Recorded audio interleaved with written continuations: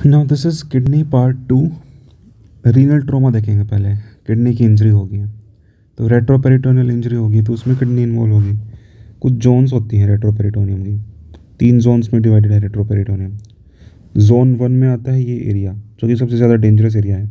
It is associated with major vessels like aorta and inferior vena cava and it is zone of maximum mortality. Then zone 2 is the side parts. इसमें kidney आएगी, इसमें renal vessels आएंगी, renal vein and renal artery, और इसमें ureters भी आएंगे।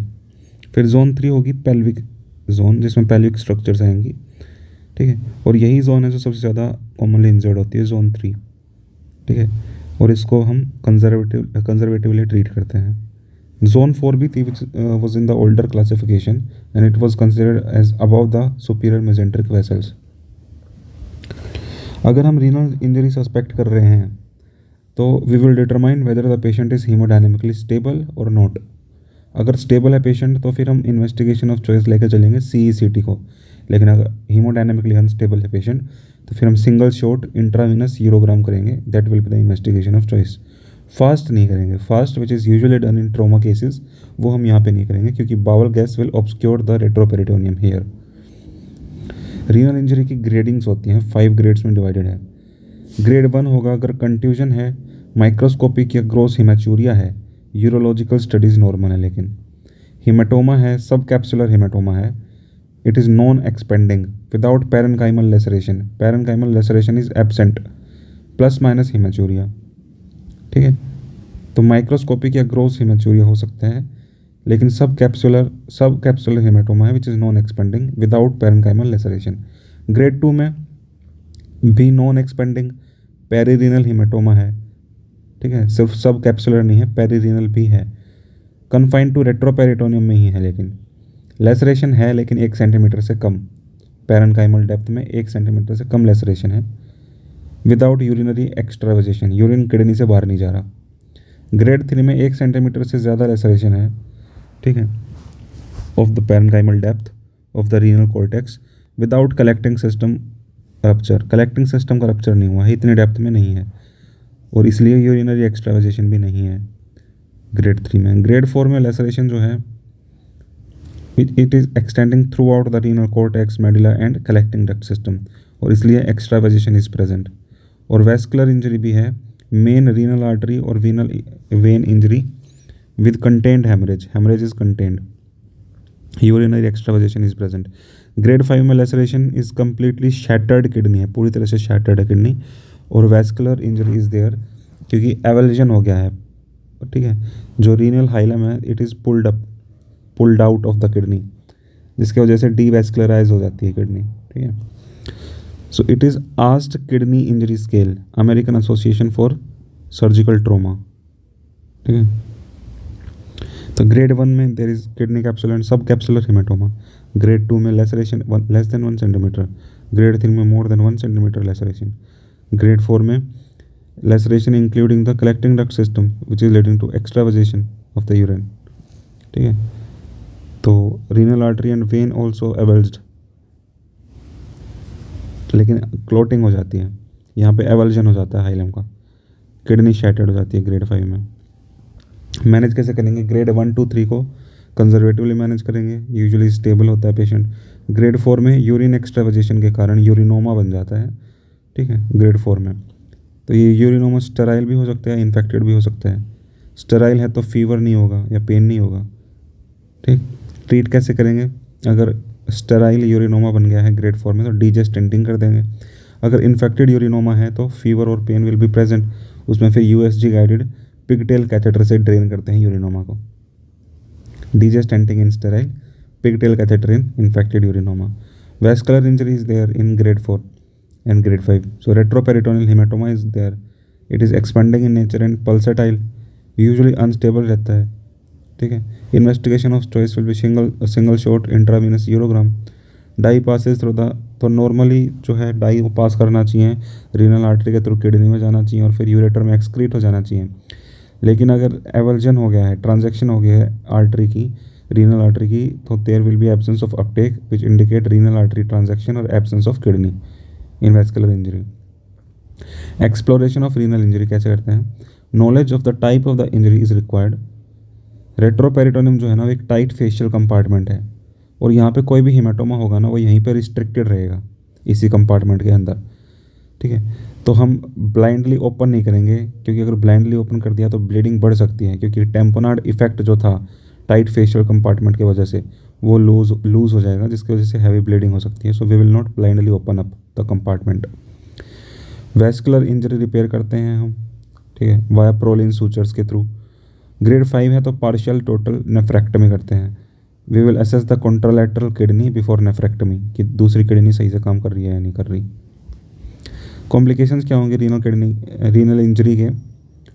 Haematuria will be there, urinoma forms, arteriovenous fistulas can form, renal artery thrombosis हो सकता है leading to renal infarct, meteorism हो सकता है। मीटियोरिज्म मतलब गैस इन द बाउल। ये क्यों होता है? क्योंकि जो हीमेटोमा वगैरह बन रहा है वो कंप्रेस करते हैं स्प्लैंकनिक नर्व्स को, उसकी वजह से डिस्टेंड हो जाता है कोलोन। सो 48 से 72 घंटे बाद बनता है रेट्रोपेरिटोनियल हीमेटोमा के, and it can develop colonic distension due to pressure over the splanchnic nerves. Hypertension usually resistant to medical management happens. ये था रीनल इंजरी, किडनी इंजरी। अब है ureteric injury. DJ stents can be inserted preoperatively to avoid injury to the ureters. ठीक है, DJ stents are used in renal surgeries ताकि ureter injure ना हो। Points of ureteric injury, कहाँ कहाँ पे यूरेटर इंजर हो सकता है? एक तो गोनाडल वेसल्स को जब हम क्लैम्प करते हैं उस टाइम पे यूरेटर भी इंजर हो सकता है, क्योंकि क्रॉस करती हैं वहाँ पे गोनाडल वेसल्स यूरेटर को। एक यूट्राइन वेसल्स भी क्रॉस करती हैं उनकी क्लैंपिंग के दौरान, या फिर कार्डिनल लिगामेंट्स जो हम क्लैंप करते हैं हिस्टेरेक्टमी के दौरान, वहाँ पे भी यूरेटर इंजर हो सकता है। मैनेज कैसे करेंगे यूरेटर की इंजरी को? अगर सर्जरी के दौरान ही आइडेंटिफाई हो गया है, अगर पार्शियल टीयर है यूरेटर में, तो we will repair with absorbable sutures. लेकिन अगर कंप्लीट ट्रांजैक्शन हो गया है विदाउट लॉस ऑफ सेगमेंट, सिर्फ ट्रांजैक्शन हुआ है, तो अनेस्टमोज कर देंगे डीजे स्टेंट के ऊपर। लेकिन अगर ट्रांजैक्शन हुआ है विद लॉस ऑफ सेगमेंट, तो फिर हम 4 चीज़ें कर सकते हैं। एक तो appendix to bridge gap, we can use appendix. Boari flap repair can be done, ठीक है, जिसमें कि ब्लैडर का फ्लैप लेते हैं, रिकन्स्ट्रक्ट करते हैं lower end of the ureter को with the help of flap of bladder, Boari flap repair. Psoas hitch can also use. Trans uretero, ureter के थ्रू ही एक यूरेटर को दूसरे यूरेटर से कनेक्ट कर देते हैं। It is the last resort. Trans uretero, ureterostomy, last resort, anastomosed with contralateral ureter. Injury अगर ऑपरेशन के बाद आइडेंटिफाई हुई है तो क्लिनिकल फीचर्स क्या होंगे? श्रंकन किडनी मिलेगी, anuria will be there, urinary tract infection and fistula, example ureterovaginal fistula. मैंने जैसे ही करेंगे जैसे ऑपरेशन के दौरान कर रहे थे। रीनल टीबी, रीनल टीबी में क्या होता है? It is secondary to haematogenous spread. Haematogenous route से आती है टीबी किडनी के पास और पैपिलरी अल्सर कोज करती है, जिसमें फिर कैल्सिफिकेशन के बाद शूडो कैलिकुलाई बन जाते हैं और घोस्ट कैलिक्स बनते हैं। ठीक है, वहाँ पे फिर इन्फेक्शन के कारण पेरिनेफ्रिक एब्सेस बन जाती हैं किडनी के पास। ठीक है, वहाँ पे केशियस नेक्रोसिस होने के बाद इसी घोस्ट कैलिक्स में अगर पस भर जाए तो पुट्टी किडनी बन जाती है, और उसमें अगर कैल्सिफिकेशन भी हो जाए तो सीमेंट किडनी बन जाती है। पुट्टी किडनी और cement kidney are non functional kidneys. Ureter में किंकिंग हो सकती है, जिसको कैरस किंक बोलते हैं। बीडिंग हो सकती है यूरेटर में, स्ट्रक्चर बन सकते हैं, यूरेटर छोटा हो जाता है। यूरेटर जहाँ पे ओपन हो रहा है वहाँ पे गोल्फ होल यूरेटरिक ऑरिफिस बन जाता है, जिसके कारण वेसिको यूरेटरिक रिफ्लक्स होने लगता है, गोल्फ होल यूरेटरिक ऑरिफिस के कारण। और ब्लैडर में काफ़ी सारे अल्सर्स होती हैं जो कि हील करते हैं फाइब्रोसिस के साथ, जिसके कारण ब्लैडर की वॉल्स जो हैं वो थिक हो जाती हैं, थिम्बल ब्लैडर जिसको बोलते हैं, ब्लैडर की कैपेसिटी कम हो जाती है। ठीक है, so urethral strictures are also seen, thimble bladder, thickening of the bladder wall, ureteral strictures are seen, caseous mass is seen. Cortical abscesses होती हैं जो कि रप्चर करती हैं, फिर पेरीनेफ्रिक स्पेस में एब्सेस बना देती हैं। Central papillary necrosis is seen, hiked up pelvis, kink, Kerr's kink is seen, moth-eaten calyx, ghost calyx, parenchymal calcification is seen, cortical scarring is seen, beaded ureter. So it is TB of kidney is secondary infection via hematogenous route. Earliest lesion is papillary ulcer. Ulcer tracks outside. Ulcer ये बाहर की तरफ track करती है, forming perinephric abscess, The ulcer heals with fibrosis and calcium deposition happens. Multiple ulcers healing similarly form pseudocalculi. Destroyed calyces will form ghost calyces. Ulcer may also undergo caseous necrosis, which will lead to pus-filled kidney, putty kidney. Putty kidney with calcification is cement kidney. Putty kidney and cement kidney are non-functional.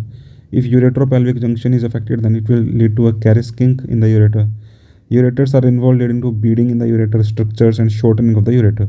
Entry into the bladder will be golf hole ureteric orifice, causing vesicoureteral reflux. Bladder का जो mucosa होगा, there will be earliest manifestation of paleness of the bladder mucosa. Multiple ulcers will be there which will heal with fibrosis and lead to thickening of the bladder wall, reduced capacity and thimble bladder. Prostate will be boggy, watermelon prostate बोलते हैं MRI पे, ठीक है. Boggy prostate होती है.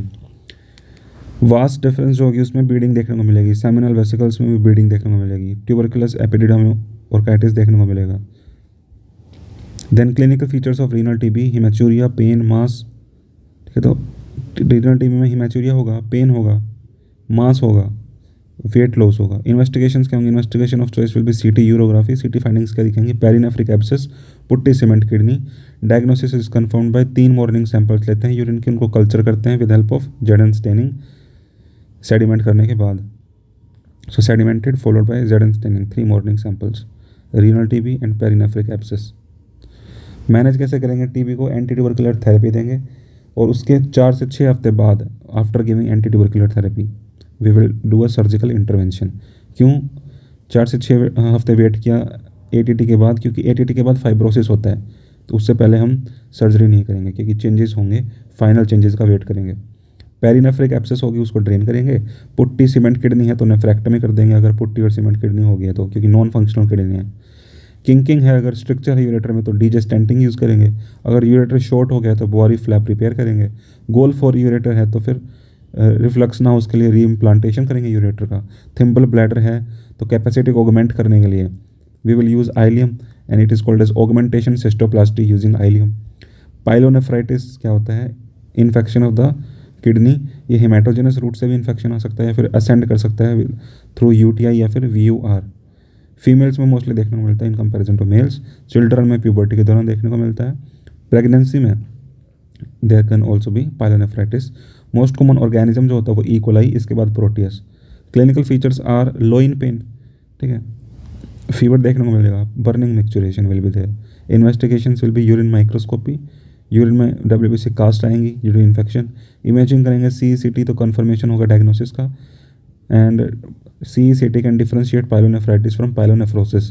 पाइलोनेफ्रोसिस में kidney पूरी भर जाती है पस के साथ. मैनेजमेंट क्या होगी? IV antibiotics.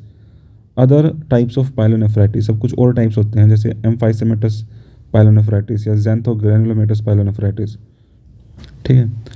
एम्फाइसेमेटस पाइलोनेफ्राइटिस में there will be gas in and around the kidney on imaging. Kidney के अंदर और उसके आसपास गैस भरी होगी. रीज़न क्या होगा? ई कोलाई या फिर immunocompromised state, diabetes patient. Clinical features will be fever and pain, gas in and around the kidney on imaging. Management will be with the help of antibiotics and we will drain. If above fails then we will do nephrectomy. अगर draining या antibiotics से help नहीं मिल रही तो हम nephrectomy करते हैं. Then the second type of pyelonephritis is xanthogranulomatous pyelonephritis. Proteus के द्वारा मोस्टली होता है मिडल एज्ड फीमेल्स में, डायबिटिक पेशेंट्स में. Clinical features will be flank pain, pyrexia fever, abdominal mass. Investigation of choice will be CECT जिसमें non functioning kidney होगी.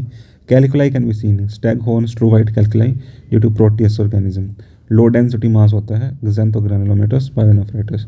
Management will be sub capsular nephrectomy. Renal carbuncle क्या होता है?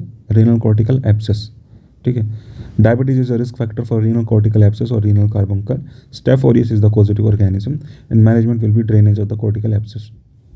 Renal cortico medullary abscess, ये तो सिर्फ cortical थी, अब अगर मेडुलरी भी इन्वॉल्व हो जाए तो फिर the organism is E coli not staph aureus. Ascending infection होता है. Perinephric abscess is seen. Management is antibiotics and drainage. Renal cyst होते हैं cystic cavity. Investigation of choice is CECT. अब एक बोस्निया क्लासिफिकेशन होती है रीनल सिस्ट की. Class 1 में there is simple benign cyst, कोई सेप्टेट वगैरह नहीं होते. क्लास 2 में सेप्टे बनने लग जाते हैं, thin septa with thin calcifications in the wall of the septa. कोई टिश्यू, सॉफ्ट टिश्यू एनहांसमेंट नहीं होती लेकिन, ठीक है। Class 2 of Bosnia classification of renal cyst. Class 2F होती है फिर, मल्टीपल क्लास 2 फीचर्स होते हैं, मल्टीपल सेप्टे होते हैं, कोई सॉफ्ट टिश्यू एनहांसमेंट नहीं होती। क्लास 3 में इरेगुलर या स्मूथ थिकन्ड वॉल्स होती हैं, ठीक है, थिक हो जाती हैं, मतलब सेप्टे वहाँ पे थिन थे, यहाँ पे थिक हो जाते हैं। सेप्टा शोइंग मेजरेबल एनहांसमेंट भी देखने को मिलती है। क्लास 4 में मैलिग्नेंट होती है, ठीक है। क्लास 3 के ही फीचर्स हैं लेकिन सॉफ्ट टिश्यू एनहांसमेंट भी प्रेजेंट है, इंडिपेंडेंट ऑफ वॉल और सेप्टल एनहांसमेंट। सो क्लास 1 में सिंपल सिस्ट होता है, ठीक है। जैसे जैसे आगे बढ़ते रहते हैं मैलिग्नेंसी का चांस बढ़ता रहता है। So class 4 is clearly malignant with 100% risk of malignancy, ठीक है। इस केस में हम ट्रीटमेंट देते हैं, पार्शियल या टोटल नेफ्रेक्टमी करते हैं। सॉलिड मास रहता है सिस्टिक चेंजेस के साथ, मतलब soft tissue enhancement is present with cystic changes. यहाँ पे सिर्फ सिस्ट होता है, सॉफ्ट टिश्यू एनहांसमेंट नहीं होती क्लास 1 में। एन इकोइक रहता है, इनपरसेप्टिबल वॉल रहती है, राउंड सिस्ट रहता है बस, ठीक है। सिर्फ सिस्टिक रहता है, सॉफ्ट टिश्यू एनहांसमेंट नहीं होता। इसमें वर्कअप की ज़रूरत नहीं होती, ऐसे ही क्लास 2 में भी वर्कअप की ज़रूरत नहीं होती, ना ही किसी ट्रीटमेंट की ज़रूरत होती। मिनिमली कॉम्प्लेक्स होता है, कॉम्प्लेक्सिटी बढ़ती रहती है। So class 2F will be minimally complex but will require a follow up. Class 3 will be indeterminate, जिसमें 50% रिस्क रहेगा मैलिग्नेंसी का। क्लास 2F में 5%, उनमें 0-0, ठीक है। क्लास 2 में simple thin septation will be there and thin calcification will be there. यहाँ पे थिन सेप्टेशन भी होगी और थिक कैल्सिफिकेशन भी होगी। हाइपर डेंस रहेगा सिटी पे, यहाँ पे थिक और मल्टीपल सेप्टेशन आ जाएंगे क्लास 3 में। Mural nodule will be scene, wall जो है वो नोड्यूल बनाने लगेगी। क्लास 2F में रेगुलर सीटी या यूएसजी काम चला देगा, यहाँ पे पार्शियल नेफ्रेक्टमी करनी पड़ेगी, यहाँ पे टोटल नेफ्रेक्टमी, ठीक है। बिनाइन ट्यूमर्स ऑफ किडनी के, benign tumours not malignant. Angiomyolipoma. Angiomyolipoma is the first benign tumor of kidney. It arises from the perivascular epithelioid cells. Vessels के अराउंड जो एपिथेलॉइड सेल्स हैं उससे अराइज होता है। 5th to 6th decade में देखने को मिलता है। स्पोरेडिक होता है मोस्टली फैमिलियल के मुकाबले, लेकिन familial angiomyolipoma will be seen in tuberous sclerosis. इसमें एडिनोमा सिबेशियम देखने को मिलता है, adenoma sebaceum, ash leaf macules, shagreen patches and mental retardation and seizures are also seen in tuberous sclerosis. Familial type of angiomyolipoma, tuberous sclerosis, adenoma sebaceum, ash leaf macules, Sjogren patches, mental retardation and seizures. Clinical features of angiomyolipoma, usually it is asymptomatic, there is pain, massive retroperitoneal hemorrhage can be there, ठीक है। Haemorrhage हो सकती है retroperitoneal एंजियोमायोलाइपोमा में। वंडरलिक syndrome बोलते हैं, length STRIDE देखने को मिलता है, पेन होगा, फ्लैंक में मास होगा और हाइपोटेंशन होगी। Haematuria is not included in this Lenk's triad of Wunderlich syndrome of angiomyolipoma. There is massive retroperitoneal haemorrhage in Wunderlich syndrome, Lenk's triad is seen, pain, flank mass and hypotension is included in the Lenz triad. Investigation of psoriasis CECT, low density fat is seen on CECT. Angiomyolipoma is there, so low density fat. Management अगर asymptomatic है या फिर 4 centimetre से छोटा है तो we will observe. Symptomatic angiomyolipoma है या फिर 4 सेंटीमीटर से बड़ा है तो we will do partial nephrectomy, ठीक है, नेफ्रॉन स्पेयरिंग नेफ्रेक्टमी। फिर अगर ब्लीडिंग हो रही है तो फिर एंजियो एम्बुलाइजेशन करेंगे to control the bleeding, followed by partial nephrectomy. Then second benign tumour of kidney is oncocytoma, most common benign tumour है किडनी का। Cells are rich in mitochondria, sporadic होता है मोस्टली, फैमिलियल भी हो सकता है। अगर फैमिलियल है तो बर्ट होग ड्यूबे सिंड्रोम में देखने का मिलेगा ओंकोसाइटोमा, ठीक है, Birt Hogg Dube syndrome. Chromosome 17 is involve in this syndrome. Oncocytomas are there, chromophobe renal cell carcinoma is there, fibrofolliculomas and trichodiscomas, ठीक है। तो फैमिलियल कंडीशन है बर्ट होग ड्यूब सिंड्रोम, जिसमें कि 4 सार्कोमास या कार्सिनोमास देखने को मिलते हैं। Carcinomas sorry not sarcomas, carcinoma देखने को मिलता है। Chromosome 17 is involve. ओंकोसाइटोमास देखने को मिलेंगे, mostly oncocytomas are sporadic, but अगर इस सिंड्रोम में है तो oncocytomas are familial. Chromophobe renal cell carcinoma, fibrofolliculoma, trichodiscoma. Investigation of choice will be CECT।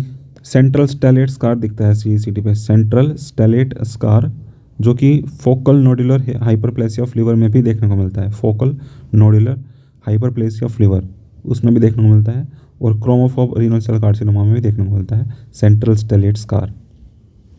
It is the slide of ऑन्कोसाइटोमा। Management will B partial nephrectomy, और अगर Bosniak 3 है, ठीक है, तो पार्शियल नेफ्रेक्टमी करते हैं अगर बोस्नियाक 3 टाइप है।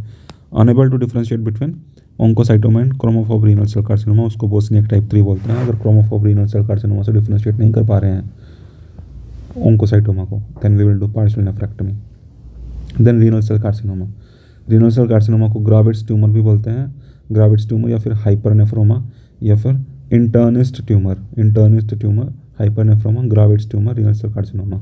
The risk factors are diabetes mellitus, hypertension, tobacco intake also leads to renal cell carcinoma. Thorotrast exposure और कॉन्ट्रास्ट मटेरियल जो है renal cell carcinoma. Increased protein intake leads to renal cell carcinoma. Syndromes होते हैं कुछ renal cell carcinoma में। Most common syndrome is von Hippel Lindau syndrome, जो कि chromosome 3 पे डिफेक्ट के कारण होता है, von Hippel Lindau syndrome. Clear cell renal कुछ सिंड्रोम्स रीनल सेल कार्सिनोमा में जो देखने को मिलते हैं। Most common syndrome is von Hippel Lindau syndrome, chromosome 3 से एसोसिएटेड होता है। Clear cell renal cell carcinoma में देखने को मिलता है। Hereditary papillary renal cell carcinoma में भी वॉन हिप्पल लिंडाउ सिंड्रोम देखने को मिलता है। Hereditary papillary renal cell carcinoma gives rise to papillary renal cell carcinoma, ठीक है। Birt Hogg Dube syndrome associated with chromophobe renal cell carcinoma. Chromophobe renal cell carcinoma के साथ Birt Hogg Dube syndrome associated रहता है। Renal cell carcinoma which is associated with syndromes are usually bilateral and has early onset. जो renal cell carcinoma syndromes के साथ associated हो वो usually bilateral होता है और उसका अर्ली ऑनसेट होता है, ठीक है। तो Birt Hogg Dube syndrome, chromophobe renal cell carcinoma, clear cell और papillary renal cell carcinoma, von Hippel Lindau syndrome.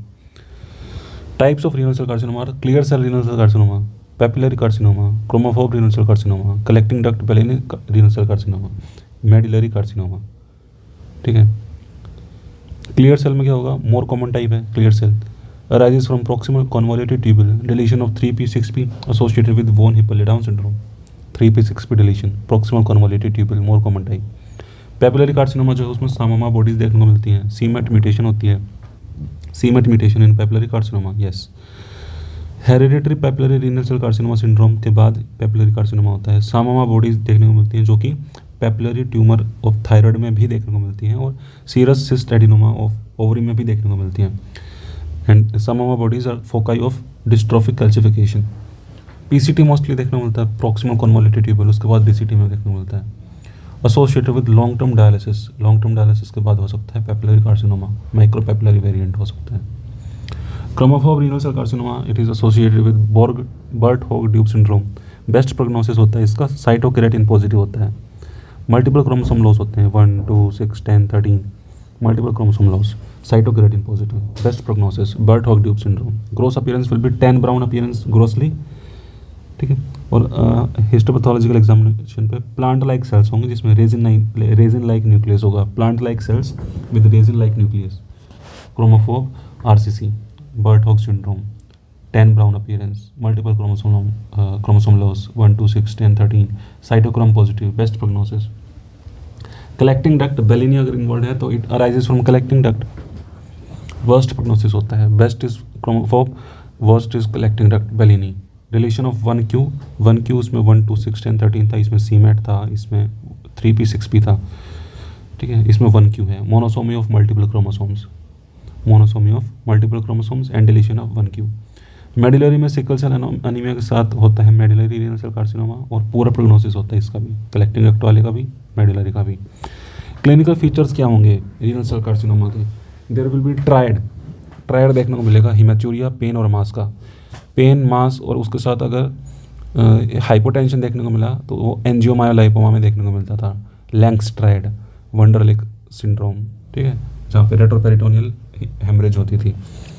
लेकिन अगर ट्रायड है हिमेचूरिया, पेन और मास का, ये देखने को मिलता है रीनल सेल कार्सिनोमा में। Most common presentation is haematuria in renal cell carcinoma. Secondary varicocele confirm, क्यों, क्योंकि लेफ्ट साइड की जो टेस्टिकुलर वेन है वहाँ पे ऑब्स्ट्रक्शन हो सकती है। कैनन बाल मेटास्टेसिस देखने को मिलता है to the lungs. Most common site of distance metastasis in renal cell carcinoma is lungs. Paraneoplastic syndromes कौन कौन से होते हैं रीनल सेल कार्सिनोमा में? Most common paraneoplastic syndrome is increased erythrocyte sedimentation rate, ठीक है, वो बढ़ जाता है। हाइपरकैल्सीमिया देखने को मिलेगा due to parathormone related peptide hypercalcaemia, ठीक है, parathyroid hormone related peptide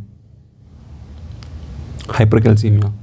polycythaemia due to erythropoietin. Non metaplastic hepatic dysfunction will be seen. Non metastatic, metastasis वाला नहीं, नॉन मेटास्टेटिक हेपेटिक डिसफंक्शन जिसको बोलते हैं स्टोफर सिंड्रोम। इसमें लीवर के enzymes बढ़ जाएंगे, ALP बढ़ जाएगा, बिलिरुबिन बढ़ जाएगा, IL-6 बढ़ जाएगा, and it will resolve after surgery. Liver metastasis के कारण नहीं है क्योंकि ये Cushing syndrome is also seen. ACTH release is seen in paraneoplastic syndrome of renal cell carcinoma. Galactorrhoea can be seen. Non endocrine PNS paraneoplastic syndrome भी हो सकते हैं जो कि हार्मोन डिपेंडेंट नहीं है, जैसे अमाइलोइडोसिस, अनीमिया, न्यूरोमायोपैथीज जैसे Lambert Eaton syndrome in renal cell carcinoma, vasculopathy in renal cell carcinoma, coagulopathy in renal cell carcinoma, prostaglandin elevation in renal cell carcinoma, and pyrexia of unknown origin in renal cell carcinoma. So amyloidosis, anaemia, neuromyopathies, Lambert Eaton syndrome, vasculopathy, coagulopathy, prostaglandin elevation, pyrexia of unknown origin. Renal cell carcinoma में investigation of choice will be CECT, radiological diagnosis होगा, and it will also be used for staging of the renal cell carcinoma. Indications of biopsy will be if it is a non operative tumour and it is a metastatic tumour then we will do biopsy, ठीक है, वरना CECT करते हैं। Biopsy तभी करते हैं जब non operative tumour है या फिर मेटास्टैटिक ट्यूमर है, तो उसमें फिर बायोप्सी से कंफर्म करेंगे। CT angiogram, involvement along the renal when अगर है तो CT एंजियोग्राम करेंगे। ये मेटास्टेसिस को चेक करने के लिए नहीं करती है एंजियोग्राम कि रीनल वेन में मेटास्टेसिस या नहीं, बल्कि थ्रोम्बस को चेक करने के लिए करते हैं, ठीक, which can be easily removed. Staging of renal cell carcinoma, staging करते हैं ट्यूमर में T0, 1, 2, 3, 4, ठीक है,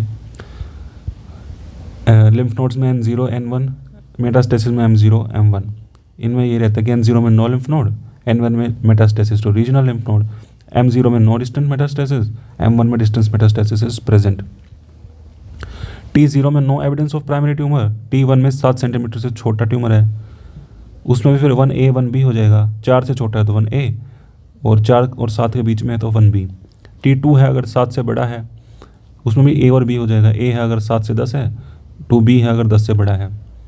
T3 है अगर मेजर वेन्स और पेरिनेफ्रिक टिश्यूज़ को में एक्सटेंड हो रही है ट्यूमर, वेन्स में और पेरिनेफ्रिक टिश्यूज़ में, ठीक है, लेकिन इप्सिलेटरल एड्रिनल ग्लैंड या गेरोटोफेशिया इन्वॉल्व नहीं है T3 में, जबकि T4 में इन्वॉल्व हो जाएगा गेरोटोफेशिया और इप्सिलेटरल एड्रिनल ग्लैंड, ठीक है। बाकी T3 में major veins and perinephric tissues are involve. इसमें भी T3BC है, ABC है। A में tumour will extend into renal vein branches, या फिर पेरिरीनल साइनस फैट को, रीनल साइनस फैट को इन्वेड करेगा, जो पेरिरीनल टिश्यू, पेरिनेफ्रिक टिश्यूज़ हैं।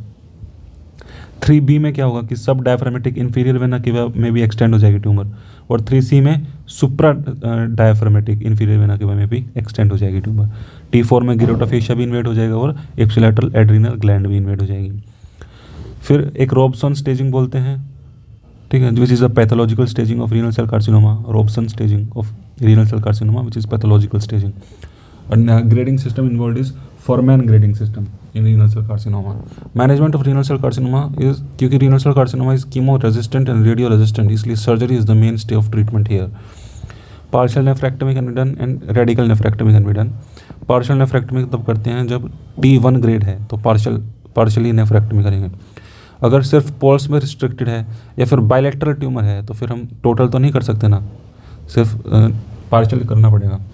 अगर सॉलिटरी फंक्शनिंग, एक ही किडनी बची हुई है बस पेशेंट में और उसी में रीनल सेल कार्सिनोमा हो गया तो फिर हमें पार्शियल ही करनी पड़ेगी। Relative indication for partial is कि अगर एक किडनी में हाइड्रोनेफ्रोसिस है, स्टोन है, तो फिर रीनल सेल कार्सिनोमा वाली किडनी में हम पार्शियल करते हैं। रेडिकल नेफ्रेक्टमी कब करते हैं? पूरी पूरी kidney along with gyrotofacia, along with para-aortic lymph nodes, along with ureters are removed till the pelvic brim with or without ipsilateral adrenal gland as well, T4 tumours में, ठीक है, तो उसको फिर रेडिकल नेफ्रेक्टमी बोलते हैं। मेटास्टेटिक ट्यूमर्स में हम डी बल्किंग सर्जरी करते हैं। अगर मेटास्टेटिक सर्जरी है, मेटास्टेटिक ट्यूमर है तो फिर हम डी बल्किंग सर्जरी करते हैं, साथ में ड्रग्स देते हैं जैसे MTOR inhibitors such as sirolimus and everolimus, sunitinib and sorafenib, and IL-2 is given in metastatic tumors. Cryo ablation for renal tumours, it is also a technique use for renal tumours, cryo ablation. इसमें क्या करते हैं कि rapid freezing करते हैं and gradual thawing करते हैं। Rapid freezing, gradual thawing, temperature 20 degree का टेम्परेचर जो है it can cause a lethal damage to the renal cells. Ice ball of 3 to 5 millimetre ablative margin के साथ हम निकाल लेते हैं, ठीक है, 3 to 5 mm of ablative margin. T1A renal cell carcinoma है जहाँ पे सर्जरी नहीं करते हम T1A में, तो क्रायो एबलेशन कर सकते हैं। मेटास्टेटिक ट्यूमर्स में कर सकते हैं। प्रोग्नोस्टिक फैक्टर क्या होगा रीनल सेल कार्सिनोमा का? Tumour grading. फिर है Wilms tumour, it is the most common paediatric renal malignancy है, लेकिन पीडियाट्रिक एज ग्रुप में देखने को मिलती है। Second most common abdominal malignancy है। अगर एब्डोमेन में मैलिग्नेंसी है तो मोस्ट कॉमनली न्यूरोब्लास्टोमा होता है, उसके बाद फिर विल्म्स ट्यूमर होता है। 2 से 5 साल के बच्चे में स्पोरेडिक या फेमिलियल दोनों हो सकती है, स्पोरेडिक भी हो सकती है और फेमिलियल भी। बायलैटरल ट्यूमर्स होती हैं विल्म्स ट्यूमर। फेमिलियल होगी अगर विल्म्स ट्यूमर तो कौन से सिंड्रोम के साथ एसोसिएटेड होगी विल्म्स ट्यूमर? बैकवर्थ वीडमैन सिंड्रोम, जो कि 11p15 क्रोमोसोम रिस्पॉन्सिबल होता है, बैकवर्थ वीडमैन सिंड्रोम इन द चाइल्ड, जिसमें कि विल्म्स ट्यूमर के साथ साथ मैक्रोग्लोसिया, ओम्फैलोसील और मेंटल रिटार्डेशन देखने को मिलती है। फेमिलियल में एक और सिंड्रोम होता है जिसको बोलते हैं डेनिस ड्रैश सिंड्रोम, उसमें भी विल्म्स ट्यूमर के साथ साथ जेनेटो यूरिनरी मालफॉर्मेशंस और नेफ्रोपैथी देखने को मिलती है, डेनिस ड्रैश सिंड्रोम। फिर वैगर सिंड्रोम में भी विल्म्स ट्यूमर के साथ साथ A for aniridia, G for genito urinary malformations and R for mental retardation देखने को मिलती है। Clinical features of Wilms tumour will be haematuria, जैसे रीनल सेल कार्सिनोमा में था। एब्डोमिनल मास देखने को मिलेगा, ठीक है, एब्डोमिनल मास विच रेयरली क्रॉसेज मिड लाइन को क्रॉस नहीं करेगा विल्म्स ट्यूमर में। न्यूरोब्लास्टोमा जो एब्डोमिनल ट्यूमर है उसमें मिड लाइन को क्रॉस करता है ट्यूमर, लेकिन Wilms tumour does not cross the mid line. Thrombotic spread along the renal vein occurs, thrombotic spread होता है and it metastasizes to the lungs. Investigation of choice is CECT the investigation of choice. उस पर हमें peripheral calcification देखने को मिलेगी, tumour के चारों तरफ कैल्सिफिकेशन होगी, पेरिफेरल कैल्सिफिकेशन। जबकि जो न्यूरोब्लास्टोमा होता है ना, जो एब्डोमिनल ट्यूमर होता है मोस्ट कॉमन, उसमें इंट्रा ट्यूमरल कैल्सिफिकेशन होती है, ट्यूमर के अंदर भी कैल्सिफिकेशन होती है, और न्यूरोब्लास्टोमा जो है वो मिड लाइन को क्रॉस भी करता है, जबकि विल्म्स ट्यूमर नहीं करता। मैनेजमेंट ऑफ विल्म्स ट्यूमर होगी स्टेजिंग के बेसिस पे। स्टेजेस 5 हैं, 1 2 3 4 5। फर्स्ट स्टेज में क्या है कि ट्यूमर जो है ना वो किडनी में लिमिटेड है और कम्प्लीटली एक्सरसाइज कर ली गई है, पूरी तरह एक्सरसाइज कर लिया है, क्योंकि किडनी में लिमिटेड थी, उसने रीनल कैप्सूल को पेनिट्रेट नहीं किया था या फिर रीनल साइनस वेसल्स को भी इन्वॉल्व नहीं किया था।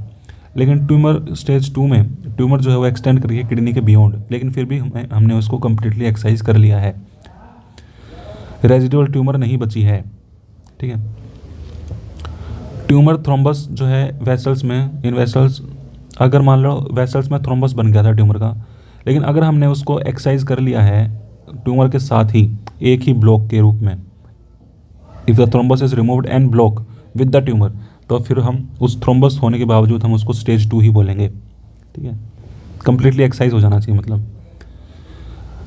स्टेज 3 में क्या होगा कि ग्रोस या माइक्रोस्कोपिक रेजिडुअल ट्यूमर बची हुई है, रेजिडुअल ट्यूमर बच गई है after excision, post operatively there is residual tumour, ठीक है। तो इनऑपरेबल ट्यूमर है, पॉजिटिव सर्जिकल मार्जिन से है, डिफ्यूज ट्यूमर स्पिलेज हो गई है बायोप्सी करने पे, ठीक, स्पिलेज हो गई है ट्यूमर की, रीजनल लिम्फ नोड मेटास्टेसिस है प्रेजेंट, या फिर ट्रांसेक्टेड ट्यूमर थ्रोम्बस है, एन ब्लॉक हमने रिमूव नहीं कर पाए, ट्रांसेक्ट करके निकाला है ट्यूमर, तो फिर वो ग्रेड 3 है, ग्रेड 2 नहीं है।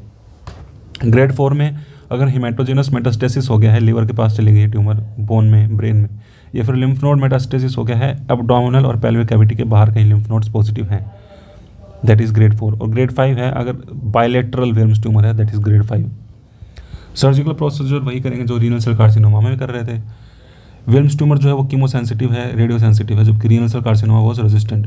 तो कीमोसेंसिटिव है तो हम डैक्टिनोमाइसिन, विनक्रिस्टिन, साइक्लोफॉस्फामाइड ड्रग्स देते हैं, ठीक है। National Wilms tumour staging group जो कि NWTSG है, national Wilms tumour staging group, और society of international paediatric oncology है, ये दोनों की अलग अलग गाइडलाइंस हैं कि विल्म्स ट्यूमर को कैसे ट्रीट करा जाए। NWTSG जो है, national Wilms tumour staging group, वो कहता है कि सर्जरी करो, उसके बाद कीमोथेरेपी या रेडियोथेरेपी करो। लेकिन SIOP जो है, which is the society of international paediatric oncology, वो कहता है कि पहले कीमोथेरेपी दो, सर्जरी से पहले न्यू एडजुवेंट कीमोथेरेपी दो, फिर सर्जरी करो और रेडियोथेरेपी दो। मोस्ट इंपॉर्टेंट प्रोग्नोस्टिक फैक्टर जो है विल्म्स ट्यूमर में वो है हिस्टोलॉजी।